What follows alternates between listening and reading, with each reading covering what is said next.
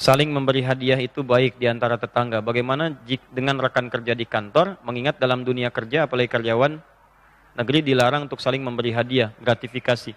Ya, kalau sifatnya teman-teman ada larangan semacam ini, Anda patuhi aja. Patuhi ya, yang sifatnya dilarang. Tapi gratifikasi kan bisa dilaporkan. Bukan dilarang memberi, ketika diberikan Anda kasih laporan. Ini ada pemberian, laporkan. Kalau secara hukum boleh diterima, silahkan. Kalau tidak, ya tidak. Kan ada di antara pejabat dan yang lain menerima itu.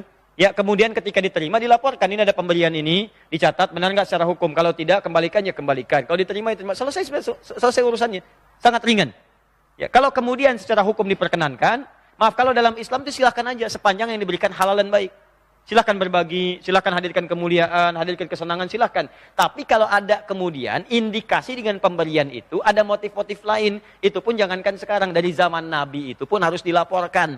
Contoh, Nabi SAW itu pernah kedatangan sahabat. Mereka sedang jalan-jalan, dipanggil oleh seorang dari utusan kepala suku. Kisahnya lewat ke tempat itu, kepala sukunya tersengat kalajengking. Ya, kalajengking Arab, Anda bayangkan pada saat itu. Jadi, setelah mereka lewat, terkena kalajengking, nggak sembuh-sembuh, tabib didatangkan. Disusul itu rombongan sahabat itu. Tadinya diacuhkan. Begitu kemudian nggak ada yang bisa menyembuhkan, disusul. Saat disusul itu, kemudian mereka ditanya, siapa yang bisa menyembuhkan? Ketua suku kami sakit. Satu di antara mereka mengangkat tangan mengatakan, insya Allah. Bukan mengatakan saya yang menyembuhkan, tapi insya Allah, jika Allah berkehendak.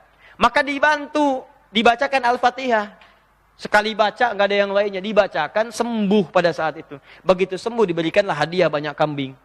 Saat diberikan itulah kemudian, apa yang paling menarik? Mereka nggak makan langsung kambingnya. Dibawa ke Nabi untuk dilaporkan. Khawatir gratifikasi dari ayat Quran. Dibawa tuh. Dilaporkan ke Nabi, ya Rasulullah, tadi kami ada kejadian begini. Kemudian diberikan hadiah kambing. Apakah hadiah ini halal kami makan? Itu menarik tuh.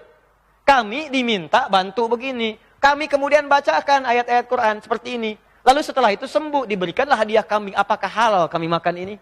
Luar biasa. Apa kata Nabi? Tahu dari mana kalian kalau itu bisa digunakan sebagai ruqyah?